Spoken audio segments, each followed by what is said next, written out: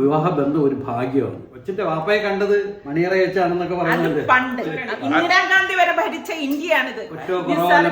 എതിരുള്ള ആളാണ് ഏട്ടാ.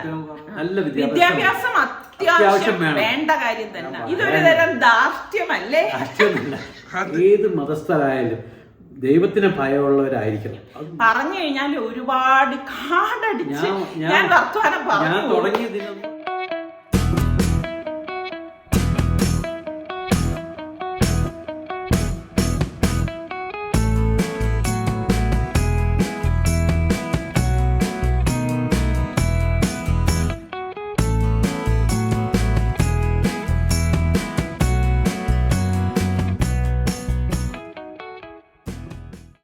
എല്ലാവർക്കും സലു കിച്ചണിലേക്ക് സ്വാഗതം. അപ്പം ഞാൻ മാർക്കറ്റിലേക്ക് പോയപ്പോഴേക്കും എനിക്ക് ഈ ഒരു ടൈപ്പിലെ മാങ്ങ കിട്ടിയിട്ടുള്ളൂ കേട്ടോ. അപ്പം എനിക്കാണെങ്കിൽ ഈ മാങ്ങയുടെ പേര് നിങ്ങൾ എൻ്റെ അടുത്ത് ഇതിനു മുൻപ് എന്തോ പറഞ്ഞിട്ടുണ്ട്. എനിക്ക് സത്യം പറഞ്ഞാൽ ഈ മാങ്ങയുടെ പേരറിയത്തില്ല കേട്ടോ.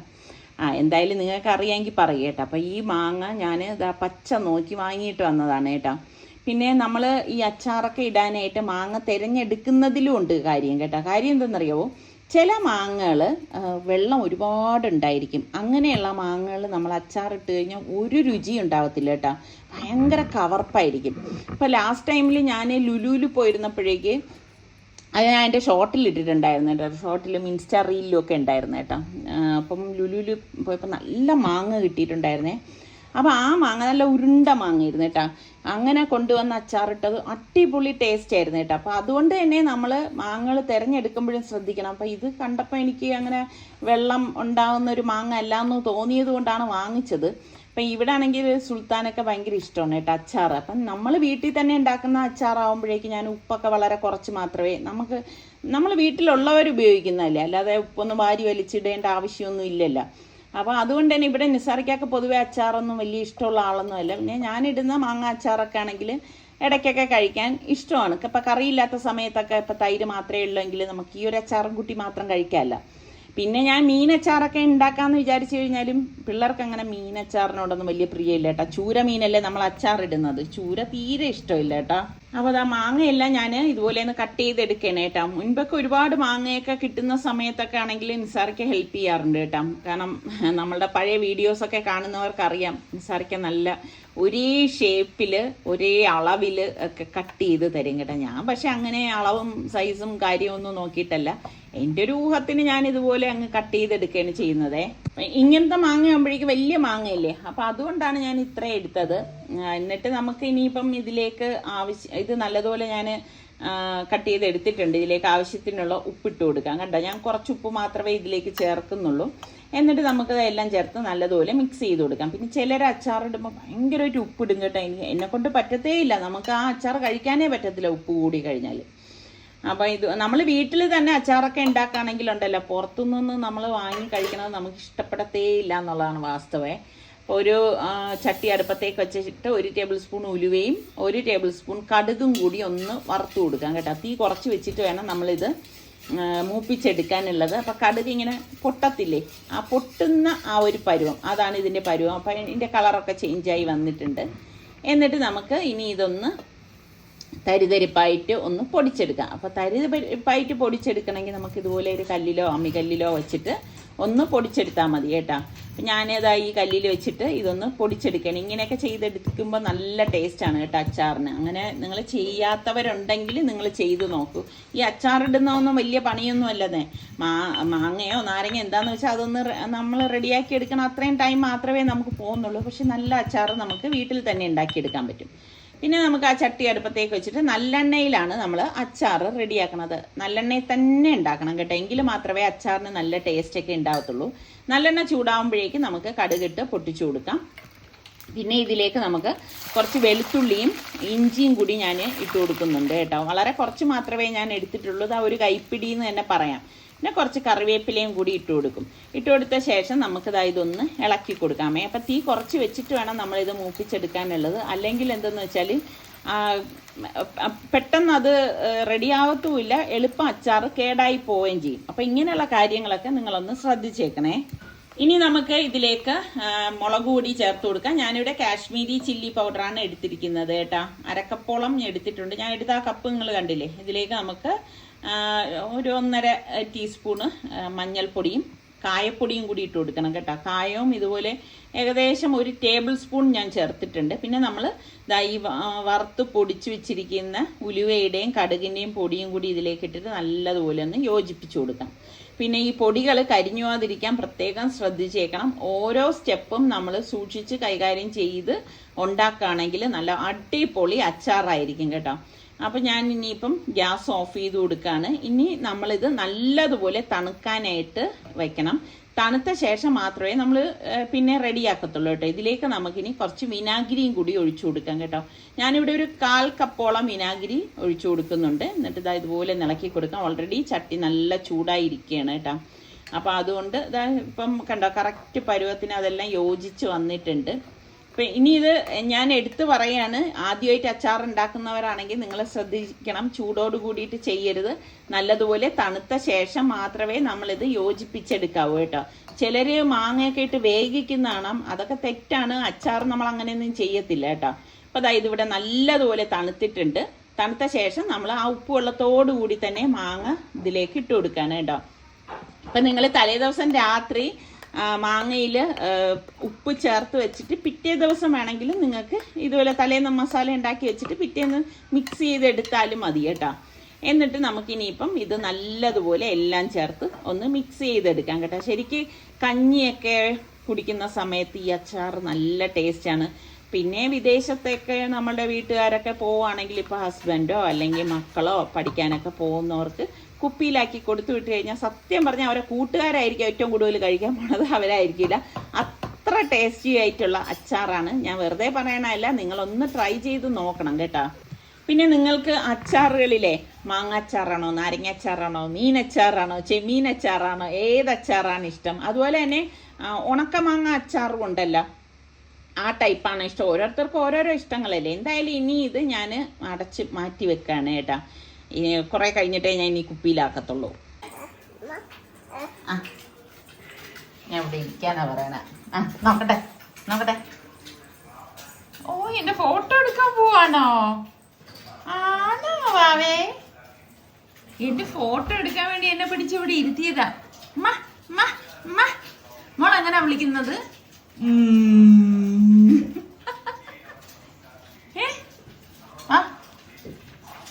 ഫോട്ടോ എടുത്തേ. ഇങ്ങനെ നിക്കട്ടെ അമ്മ.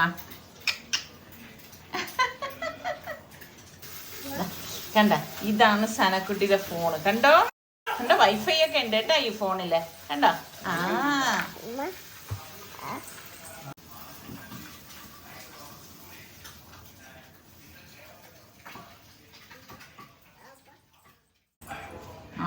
സനക്കുട്ടി ഇതേ ട്രൈപോഡില് സനക്കുട്ടിയുടെ മൊബൈൽ വെച്ചല്ലേ.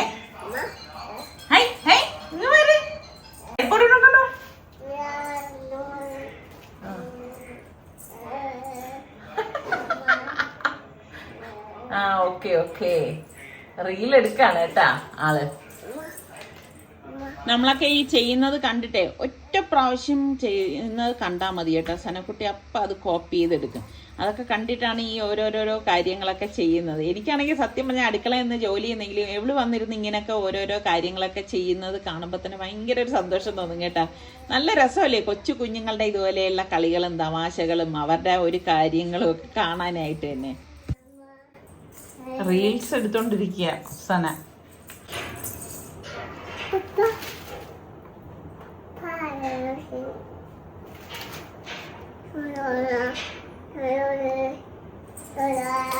എവിടെ എവിടെ നോക്കട്ടെ. സനക്കുട്ടി ഇനി വന്നേ. എല്ലാവരും വർത്തമാനം പറഞ്ഞു നിന്റെ പ്രായത്തിലുള്ള നീ കാര്യങ്ങളെല്ലാം അറിയാം.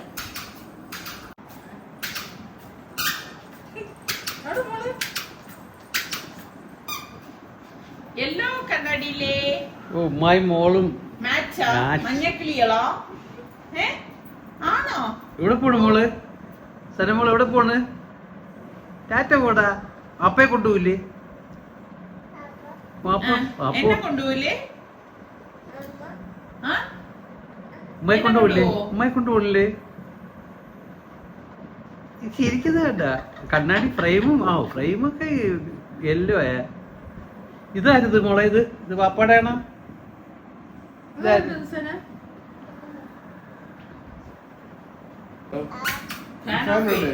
ഈ ഫാൻ ഓഫ് ചെയ്യുന്ന പറയണം, അല്ലാതെ സനമോള എവിടെ പോവാ? എവിടെയാ പോണത്? മോൾ എവിടെ പോണ? മൊബൈലോ ഉണ്ടോണോ? ഫോട്ടോ എടുത്തോണ്ട് വരണേ പോയിട്ട് വരുമ്പോ കേട്ടാ. ഫോൺ കളഞ്ഞോളല്ലേ? ഫോൺ കളഞ്ഞില്ലേ കേട്ടാ? ഫോൺ കളഞ്ഞോളല്ലേ? വാപ്പാക്ക് ഇത്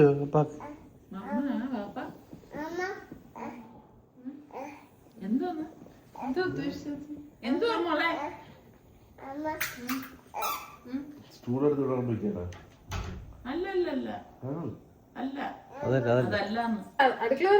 കണ്ണാടി നോക്കട്ടെ, നോക്കട്ടെ, അറിയാൻ നോക്കട്ടെ.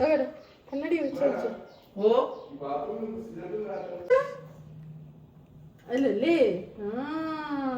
അറിയാ സ്ഥലമൊക്കെല്ല. തൊപ്പി വെച്ചോട്.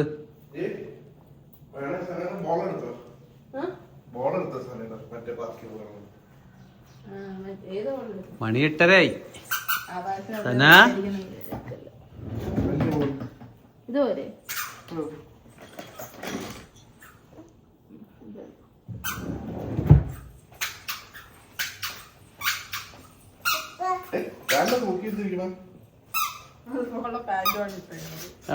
ഓ മോള് പോണാ? ഇപ്പൊ രാവിലെ തന്നെ ഇതേ നമ്മളുടെ സനക്കുട്ടിയെ കളിപ്പിക്കാൻ വേണ്ടിയിട്ട് ഇവര് കൊണ്ടുപോകണതാണ് കേട്ടോ. അപ്പൊ സനക്കുട്ടി ഭയങ്കര സന്തോഷമാണ്. ശരിക്കും പറഞ്ഞാൽ അവൾക്ക് ഞാൻ നേരത്തെ പറഞ്ഞില്ലേ, ഒരു പ്രാവശ്യം ഒരു കാര്യം പറഞ്ഞു കൊടുത്താൽ മതി കേട്ടോ, അതിങ്ങനെ മനസ്സിൽ നിൽക്കും. അപ്പൊ ഇപ്പം സ്ഥിരമായിട്ട് ഇങ്ങനെ കൊണ്ടുപോകുന്നത് കൊണ്ട് അവൾക്ക് അറിയാമേ. അപ്പോഴേക്ക് നിസാറിക്ക പറഞ്ഞു, എങ്കിൽ പിന്നെ നമുക്ക് ഒരുമിച്ച് പോയി ഭക്ഷണം കഴിച്ച ശേഷം ബ്രേക്ക്ഫാസ്റ്റ് കഴിച്ചിട്ട് നിങ്ങൾ മോളെയും കൊണ്ട് അങ്ങോട്ട് പൊക്കോ, പിന്നെ നമുക്ക് വീട്ടിൽ വന്നിട്ട് 1-2 ആവശ്യവും കാര്യങ്ങളൊക്കെ ഉണ്ട്. അപ്പം അങ്ങനെ ഇപ്പം ഭക്ഷണം കഴിക്കാൻ വന്നതാണ് കേട്ടോ. അപ്പം കണ്ടില്ലേ, സാധാ നോർമൽ പൂരിയാണ് പറഞ്ഞത്. ഇതൊക്കെ ശരിക്കും നമുക്ക് വീട്ടിലുണ്ടാക്കിക്കൂടെയാന്ന് ചോദിച്ചാൽ ഉണ്ടാക്കുന്ന കാര്യങ്ങൾ തന്നെയാണ്. എങ്കിലും വല്ലപ്പോഴും ഒക്കെ നമ്മളും പുറത്തൊക്കെ പോയി ഭക്ഷണം കഴിക്കാൻ നമുക്കൊരു താല്പര്യമൊക്കെ തോന്നത്തില്ലേ? അപ്പം എന്നെപ്പോലെ ഇങ്ങനെ തോന്നുന്നവർക്കൊക്കെ ഒന്ന് കമൻറ്റ് ചെയ്യാം കേട്ടോ. അപ്പം എല്ലാവർക്കും അത് തോന്നണം എന്നൊന്നുമില്ല, പക്ഷെ എനിക്കിഷ്ടമാണ് കേട്ടോ ഇങ്ങനെയൊക്കെ ഇടയ്ക്കൊക്കെ പോകുന്നത്. അങ്ങനെ ഇപ്പോൾ ഇതാ നമ്മൾ ഭക്ഷണമൊക്കെ കഴിച്ചു കഴിഞ്ഞ ശേഷം സനക്കുട്ടിയുടെ അടുത്ത് യാത്ര പറയുകയാണ്. അങ്ങനെ അവരിപ്പോൾ അങ്ങോട്ടേക്കും പോവും. ഞങ്ങൾ വന്നതുപോലെ തന്നെ ബൈക്കിൽ തന്നെയാണ് തിരിച്ചു പോകുന്നത്. അപ്പം എത്ര നാളായെന്നറിയാവോ നമ്മൾ രണ്ടുപേരുമായിട്ട് ഇങ്ങനെ ഒറ്റയ്ക്ക് ഒരു കറക്കും കവാത്തും ഒക്കെ നടത്തിയിട്ട്. ഇടയ്ക്കൊക്കെ അങ്ങനെയും വേണ്ടേ എന്നല്ല, അങ്ങനെയും വേണം, അതാണ് ശരി. വീക്കെൻഡല്ലേ, ഇപ്പൊ സൽമാനൊക്കെ ഉള്ള ദിവസം. അപ്പൊ ഞാൻ നിസാറൊക്കെ അടുത്ത് പറഞ്ഞു, ഇന്ന് നിസ്കാരമൊക്കെ കഴിഞ്ഞിട്ടൊന്ന് നേരത്തെ വരാവോ, നമുക്കിന്ന് പുറത്ത് പോയി ഫുഡ് കഴിക്കാന്ന് പറഞ്ഞു. കാരണം അല്ലെങ്കിൽ നിസാറൊക്കെ വരുമ്പം കഴിയത്തില്ല. അത് ഞാന് പിള്ളേര് വരുന്നതല്ലേ, അപ്പൊ അതുകൊണ്ടാണ് അത് റെഡിയാക്കി വെച്ചത്. കാരണം കഴിഞ്ഞ പ്രാവശ്യം വന്നപ്പോ എൻ്റെ അടുത്ത് ചോദിച്ചേ, ഉമ്മ ഇതിന്റെ കൂടെ കഴിക്കാൻ ഇതില്ലേ എന്ന് ചോദിച്ചു. ഞാൻ പറഞ്ഞു, ഞാന് ഇൻഷാല്ല ഇനി വരുമ്പോൾ ഞാൻ നേരത്തെ റെഡിയാക്കി വെക്കാന്ന് പറഞ്ഞു. പിന്നെ വേറൊരു കാര്യം, നമ്മൾ വീട്ടിലുണ്ടാക്കുന്നത് കൊണ്ട് തന്നെ ഉപ്പൊക്കെ ഞാൻ വളരെ കുറച്ചാണ് ഇടുന്നത് കേട്ടാ, പിള്ളേര് കഴിക്കുന്നതല്ലേ. പിന്നെ ഞാനിന്ന് പോയപ്പോ ഞാൻ വിചാരിച്ചു പലരും പല വെറൈറ്റി ഡിഷസ് ഓർഡർ ചെയ്യും, നമുക്ക് ടേസ്റ്റ് നോക്കണം.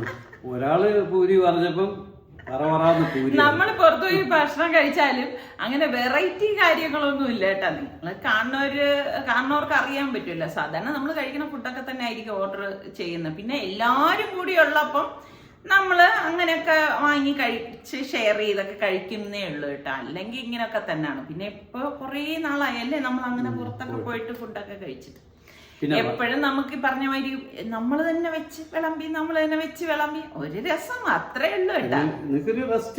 അത്ര തന്നെ ഉള്ളൂ. രസമല്ല സലു, ഇവർക്കൊക്കെ എന്തെന്നറിയോ, അവരുണ്ടാക്കി നമ്മൾ കഴിക്കുന്നു. അവർക്കൊരു ആഗ്രഹം ഉണ്ടാകും, വല്ലവരും ഉണ്ടാക്കിയിട്ട് കഴിച്ചിട്ട് കുറ്റവും കുറവെല്ലാം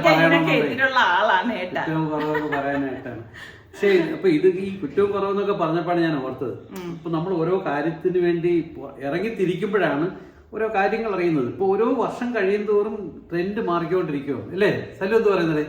എന്തിന്റെ ട്രെൻഡാണെന്ന് അറിയില്ല. ഞാൻ ഉദ്ദേശിച്ചത് നീ മനസ്സിലായില്ലേ? ഇപ്പൊ സുൽത്താൻ ഒരു കല്യാണ ആലോചന നോക്കി നമ്മളിങ്ങനെ പലരും പ്രപ്പോസലൊക്കെ വരുന്നുണ്ട്. എല്ലാം ഒത്തു വരുമ്പോഴും നടത്താന്നുള്ള രീതിയിലാണ് ഇപ്പൊ പലതും വരുന്നുണ്ട്. ചിലർ വരുമ്പം വിദ്യാഭ്യാസം ഉള്ളതുണ്ടാവും, ചിലർ പറയും പ്രായം കൂടിപ്പോയി എന്ന് പറയും. ഈ പ്രായം കൂടാൻ കാരണം എന്തെന്ന് പറയാം, പല കുട്ടികൾക്കും പ്രായം കൂടുതലാണ്. ഇപ്പൊ നമ്മൾ അന്വേഷിച്ച് വരുമ്പോ ഇവരൊക്കെ എന്താ വെച്ചാൽ ഇവരൊക്കെ ഇപ്പോഴത്തെ ട്രെൻഡ് എന്ന് വെച്ചാൽ പഠിത്തം കഴിയിട്ട് പഠിത്തം കഴിഞ്ഞ് കഴിയുമ്പോ എന്ത് പറയും, ഒരു ജോലി കിട്ടുമ്പോ എന്ത് വിചാരിക്കും, അപ്പം ഇനി ഒരു ഉടൻ കല്യാണം വേണം, നമുക്കൊരു ഇൻഡിപെൻഡൻസി നമ്മൾ സ്വന്തമായിട്ട് നമ്മൾ അപ്പൊ ആ ഒരു ഗ്രാഫ് ഇങ്ങനെ പൊങ്ങി വരുമ്പോ അവര് തന്നെ ഒരു ഹോർമോൺ, പുതിയൊരു ഹോർമോണൊക്കെ വരും. നമുക്ക്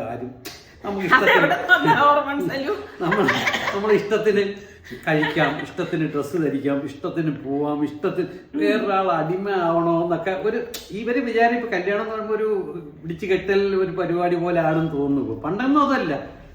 പണ്ട് എന്റെ മുമ്പത്തെ ജനറേഷൻ എന്താണ് പറയുന്നത്, ചെറുക്കനെ കണ്ടത് എന്റെ കൊച്ചിന്റെ വാപ്പയെ കണ്ടത് മണിയറ വെച്ചാണെന്നൊക്കെ പറയുന്നത് പണ്ട്. ഇതിപ്പോ നമ്മൾ ഈ ഒരു ജനറേഷനിലൂടെയാണ് ജീവിച്ചു പോണത്. ഞാൻ നിസാറിക്ക് പറയുന്ന ചില സംഗതികളിൽ ഞാൻ എതിരാണ് കേട്ടോ. എന്റെ ആശയം ഞാൻ പഴഞ്ചനാണ് വെച്ചാൽ അത് പഴഞ്ഞ വെച്ചാൽ നമ്മൾ അധ്വാനിക്കണം. അവരെ കൊണ്ടുവന്ന് അധ്വാനിപ്പിച്ച് കഴിക്കാന്നുള്ള ആഗ്രഹം വരരുത്. അന്നത്തെ കാലം ഒന്നുമല്ല. ഇപ്പം രണ്ടുപേർക്കും ജോലി കിട്ടിയാലേ ജീവിക്കാൻ പറ്റൂ. ആ സാഹചര്യമായി. പണ്ട് അതല്ല. പണ്ട് ഒരാൾ അധ്വാനം മതി, കുടുംബം നല്ല രീതിയിൽ വളർത്താം. വീട്ടിന്റെ രാജാവ് രാജ്ഞി അവരും പുറത്ത് പോയി പണിയേണ്ട ആശയം. പക്ഷേ രാജാവെന്ന് ഉദ്ദേശിച്ചത് അവിടെ അധികാരം. ഇപ്പൊ വീട്ടിലെ അധികാരം സ്ത്രീകൾക്കും അതൊരു മേൽക്കോയ്മയല്ലേ. പക്ഷെ ഞാൻ അതൊന്നുമില്ല, എന്റെ ഒരു പഴഞ്ച രീതിയായി. പക്ഷെ അതൊക്കെ തകരാത്ത ബന്ധങ്ങളാണ് ഉണ്ടാക്കുന്നത്. അതില്ലെന്ന് പറയാൻ പറ്റുമോ? എത്ര പണ്ടുള്ളതിൽ എത്ര കുടുംബം തകർന്നതുണ്ട്. നിങ്ങൾ തന്നെ പറയും.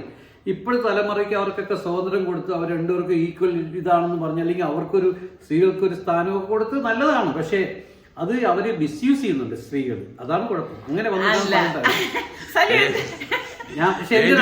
ഇപ്പൊ പണ്ട് ഇല്ലാന്നൊക്കെ പറഞ്ഞില്ലേ, അതിന് ഇപ്പോഴത്തെ ജനറേഷൻ അതിന് ഉത്തരവുണ്ട്. പണ്ട് അടിച്ചമർത്തപ്പെട്ടു, അപ്പൊ വോയിസ് ഇല്ല.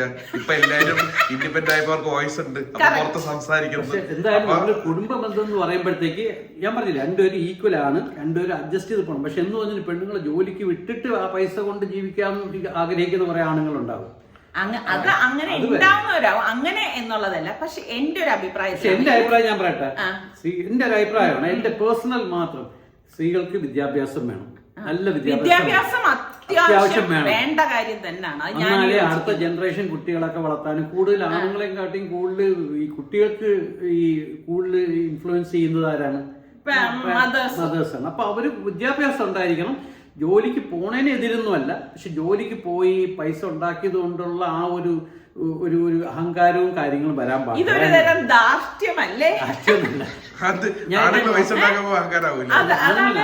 അഹങ്കാരമല്ല, ആണുങ്ങളാണ് ഉത്തരവാദിത്വം. അവർക്ക് പെണ്ണുങ്ങൾ സമ്പാദിച്ചെന്ന് വെച്ചോ, വീട്ടിന്റെ ഉത്തരവാദിത്തം ആരാണ്? എന്തെങ്കിലും ഇഷ്യൂ വന്നാലും ഉത്തരവാദിത്തം എടുക്കുന്നവരുണ്ട്. ഇന്ദിരാഗാന്ധി വരെ ഭരിച്ച ഇന്ത്യയാണിത്. കാര്യമില്ല, ഞാനൊരു വീടിന്റെ കാര്യമാണ് പറഞ്ഞത്, പുറത്ത് പോയി ഭരിക്കുന്നതല്ല. നിങ്ങളിപ്പോ എന്നെ കുറ്റം പറഞ്ഞാലും കുഴപ്പമൊന്നുമില്ല. ഇപ്പൊ സമിക്കാണെങ്കിൽ കൂടുതൽ ആരെന്നറിയോ, ലേഡീസ് ആണ് കൂടുതലുള്ള, അവരെല്ലാവരും എന്നെ പൊങ്കാലയുണ്ട്. പക്ഷെ എങ്കിലും ഞാൻ എന്റെ മനസ്സ് പറയുവാണ്, ആ ഒരു സമാധാനമായ അന്തരീക്ഷം കുടുംബജീവിതത്തിൽ ഉണ്ടാവണമെങ്കിൽ ഇപ്പൊ നമ്മൾ ഗൾഫിൽ 10-30 കൊല്ലം താമസിച്ചു, 30 കൊല്ലത്തോളം താമസിച്ചു. സമിക്ക് എന്തെങ്കിലും ബുദ്ധിമുട്ട് ATM കാർഡ് പോലും ഞാൻ പുള്ളിയുടെയിലാണ് കൊടുത്തിരുന്നത്. അപ്പൊ സമിക്ക് എന്ത് വേണമെങ്കിൽ ചെലവാക്കാം. ഞാൻ ഓഫീസിൽ പോയാലും എന്റെ ഓഫീസിലെ ഡ്രൈവറെ വിളിക്കുന്നുണ്ട്, അവൾ പോകുന്നുണ്ട്, വാങ്ങിക്കാൻ ആഗ്രഹിക്കും. നമ്മളൊന്നും പക്ഷെ എല്ലാ സ്വാതന്ത്ര്യമുണ്ട്. പക്ഷെ എന്ന് പറഞ്ഞിട്ട് ഇവിടെ ജോലിക്ക് വിട്ട് ആ പൈസയും കൊണ്ടുവന്ന് നമ്മൾ വീട്ടിൽ വരുമ്പോഴത്തേക്ക് നീ ഇന്ന് ചായ ഇട്, ഞാൻ ഇന്ന് ചായ ഇട്, അങ്ങനെ അതായത് ഇപ്പം പരസ്പരം അങ്ങോട്ടും ഇങ്ങോട്ടും മനസ്സിലാക്കി കഴിഞ്ഞു. അതുകൊണ്ട് ഉമ്മ എന്തിനാണ് നല്ലൊരു കുക്കായിട്ട് ഷെഫായിട്ട് മാറി. ജോലിയുള്ള ഒരു ഉമ്മ ആയിരുന്നെങ്കിൽ ഇപ്പൊ ഉമ്മക്ക് ഇല്ല. അതിൽ ഞാൻ ഒരു കാര്യം കൂടെ തിരുത്തി തരാം. ഇപ്പൊ നിസാറിക്ക് ഇതൊക്കെ പറഞ്ഞാലും നിസാറിക്ക് ഇപ്പൊ ഞാനൊരു ആവശ്യം അല്ലെങ്കിൽ എന്റെ ഇഷ്ടങ്ങൾ എന്താണെന്ന് തിരിച്ചറിഞ്ഞ് ഈ നിസാറിക്കയുടെ മനസ്സിലുള്ള മേൽക്കോയ്മകളായിരിക്കും ഈ പറഞ്ഞത്. പക്ഷെ എനിക്ക് എന്നെ അടിമയാക്കാനോ എന്നെ വേറെ എനിക്കൊരു സ്വാതന്ത്ര്യം തരാതിരിക്കുകയോ അങ്ങനെ ഒന്നും ചെയ്യുന്ന ഒരു വ്യക്തിയല്ല നിസാറിക്ക്. ഇപ്പൊ നിസാറിക്കയെ പോലെ ആയിരിക്കണം എന്നില്ല. ഇപ്പൊ നിങ്ങളുടെ വീട്ടിലുള്ളവരോ നിങ്ങൾ കാണുന്നവരോ അങ്ങനെ ആവണം എന്നില്ല. അതന്നെ സബ്ജക്റ്റിൽ വരാം. അപ്പൊ നമ്മള് പെണ്ണുങ്ങള് നല്ല വിദ്യാഭ്യാസം വേണം, അവര് ജോലി ചെയ്യണമെങ്കിൽ ജോലി ചെയ്യണം എന്ന് പറഞ്ഞിട്ട് ഞാനിപ്പോ ഉദാഹരണം ഞാൻ പറയാം. ഞാൻ എന്റെ മക്കള്, എനിക്ക് 3 ആൺമക്കളാണല്ലോ, അറിഞ്ഞൂടാത്തവർക്ക് പറയാണ്.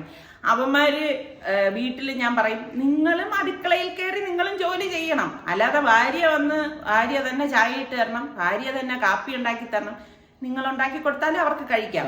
അപ്പൊ അതൊക്കെ അങ്ങനെ തന്നെ വേണം. രണ്ടുപേരും അങ്ങോട്ടും ഇങ്ങോട്ടും. ആണുങ്ങളിൽ ഇത്രയും ജോലിയുണ്ട് അല്ല എന്ന് പറഞ്ഞാൽ മേൽക്കുകയും എന്തെന്ന് പറഞ്ഞാൽ അവര് കുടുംബനാഥനായിട്ട് എന്നെ പോകുന്നുണ്ട്. വളരെ 5-10% ഉണ്ടാവും. സ്ത്രീകളിൽ നിങ്ങൾ എടുത്തു നോക്ക്, ശമ്പളമുള്ളവര് വന്നിട്ടുള്ളവര് എത്ര പേര് വിവാഹബന്ധം പോയതെല്ലാം കൂടി നോക്കിയാൽ ജോലിയുള്ളവര്. 2 വീട്ടിൽ എപ്പോഴും അടിയും ഒക്കെ ഉണ്ടാവുന്നത് ജോലിയുള്ളവര്. ഇവരെല്ലാം ജോലി കിട്ടിക്കഴിയുമ്പോൾ അവർക്ക് മറ്റേ വേറൊരു സാധനം അടക്കി അമർത്തിപ്പെട്ട് വെളി വരും. അതാണ്. പക്ഷെ പൊങ്കാല വന്നോട്ട് ഞാൻ ഈ ഉള്ളതുപോലെ പറയാം. ഞാൻ പറയുന്നറിയോ, വിദ്യാഭ്യാസം വേണം, പക്ഷേ പൈസയുടെ ഇഷ്യൂ ഒരിക്കലും വീട്ടിലുണ്ടാവില്ല. അത് ആണ്ട് ഉത്തരവാദിത്തമാണ്. കംപ്ലീറ്റ് അവർ ഏറ്റെടുത്തോണം. അല്ലാതെ അവര് പക്ഷെ അവർക്ക് തനി ഞാൻ കണ്ടിട്ടുള്ള കുറെ ഫാമിലീസ് ജോലിയുള്ളവരെല്ലാം തമ്മിൽ കുറേയൊക്കെ ഇഷ്യൂ ഒക്കെ ഉണ്ട്. ഇപ്പൊ നമ്മളെ കാണുമ്പോൾ ചിരിച്ച് ഇങ്ങനെ കൈയൊക്കെ പിടിച്ചിങ്ങനെ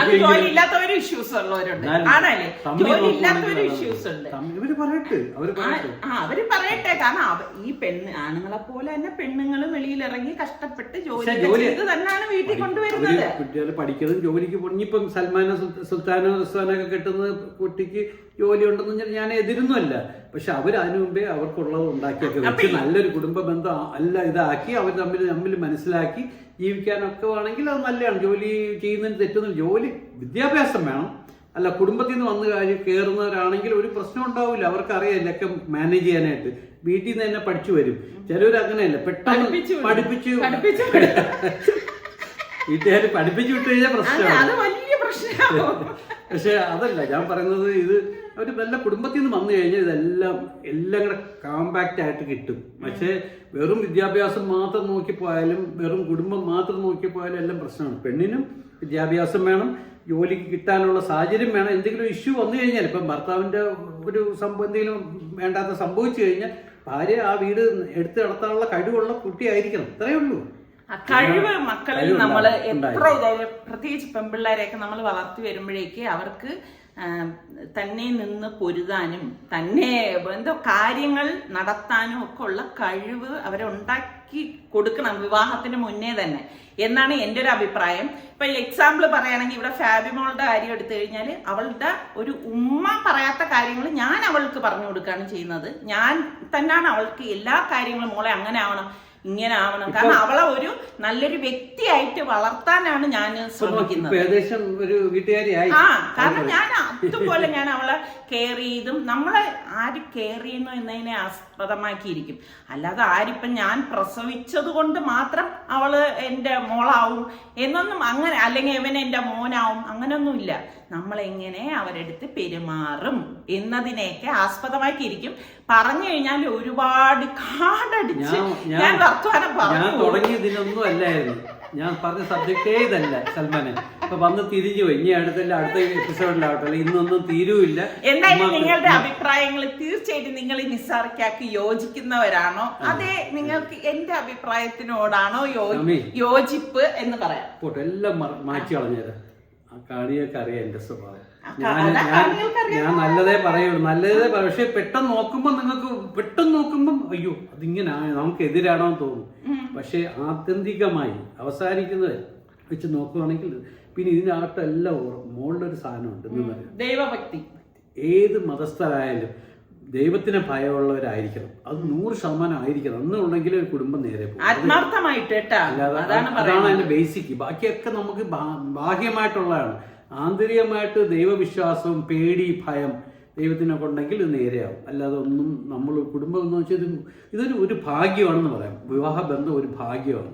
അവരെ കുടുംബം മുന്നോട്ടുള്ള, അപ്പോൾ നമ്മൾ പല സ്റ്റേജിലുള്ള ലൈഫ് ഉണ്ടല്ലോ, അതിൽ ഒരു ലൈഫ് തുടങ്ങാൻ പോണ അതാണ്. അതിൽ ജീവിതം നരകയാവുന്നവരുണ്ട്, സന്തോഷിക്കുന്നവരുണ്ട്, അത് നീട്ടിത്തരണമെന്ന് ആഗ്രഹിക്കുന്നവരുണ്ട്, എത്രയും പെട്ടെന്ന് നിർത്തിത്തരണമെന്ന് ആഗ്രഹിക്കുന്നവരുണ്ട്.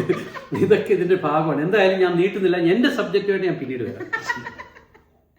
അപ്പൊ നമ്മള് അച്ചാറ് കുപ്പിയിലേക്ക് മാറ്റിയിട്ടുണ്ടായിരുന്നില്ലല്ലോ, ഈ പാത്രത്തിൽ തന്നെ വെച്ചിരിക്കുകയല്ലായിരുന്നു. അപ്പൊ നമ്മൾ കുപ്പിയിലേക്ക് മാറ്റുന്നതിന് മുൻപ് ഇത് നന്നായിട്ട് ഒന്ന് ഇളക്കി കൊടുക്കണേ. അപ്പൊ കറക്റ്റ് പരുവാണ്. ഇതിനി ഒരു 2-3 ദിവസം കഴിയുമ്പോണ്ടല്ലോ നല്ല ടേസ്റ്റ് ആയിരിക്കും കേട്ടോ.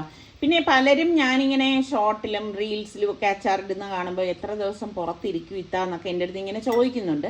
അപ്പം നമ്മളിതിൽ വേറെ പ്രിസർവേറ്റീവ്സോ ഒന്നും ചേർക്കാത്തത് കാരണം ഞാൻ എങ്ങനെയാണെന്ന് വെച്ചാൽ അച്ചാർ ഇട്ട് കഴിയുമ്പോഴേക്കും എന്നെ അങ്ങ് ഫ്രിഡ്ജിലേക്ക് വെക്കാണ് ചെയ്യുന്നത് കേട്ടോ. അപ്പോൾ ഒരു ദിവസമൊക്കെ പുറത്ത് വയ്ക്കും, അത് കഴിഞ്ഞ് അങ്ങ് ഫ്രിഡ്ജിലേക്ക് മാറ്റും, പിന്നെ ആവശ്യത്തിൽ നിന്നും അതിൽ നിന്ന് എടുക്കുകയാണ് ചെയ്യുന്നത്. എന്തായാലും അച്ചാർ ഇവിടെ സെറ്റ് ആയിട്ടുണ്ട്. അപ്പം ഞാൻ പറഞ്ഞില്ലേ, ഞാനിത് പിള്ളേർക്ക് വേണ്ടിയിട്ട് മനസ്സിൽ കണ്ട് ഇട്ട അച്ചാറാണ്. അപ്പം ഇതിനിപ്പം ഞാൻ അടച്ചങ്ങ് ഫ്രിഡ്ജിലേക്ക് മാറ്റുകയാണ്. അപ്പം ഇത്രയും ഈ ഒരു മാങ്ങയിൽ നിന്ന് എനിക്കിതാ ഇവിടെ ഒരു 1.5-1.25 കുപ്പിയോളം കിട്ടിയിട്ടുണ്ടായിരുന്നു കേട്ടോ. അപ്പം ഇതൊക്കെയാണ് നമ്മളുടെ ഇപ്പോഴത്തെ വിശേഷങ്ങൾ. അപ്പം സബ്സ്ക്രൈബ് ചെയ്യാതെ കാണുന്ന ആരെങ്കിലും ഒക്കെ ഉണ്ടെങ്കിൽ ഇഷ്ടപ്പെടുകയാണെങ്കിൽ സബ്സ്ക്രൈബ് ചെയ്യാൻ മറക്കരുത്. അടുത്ത് നമുക്ക് നല്ല റെസിപ്പിയോ അടിപൊളി വ്ളോഗോ ഇട്ടൊക്കെ കാണുന്നത് വരെ എല്ലാവർക്കും ബൈ.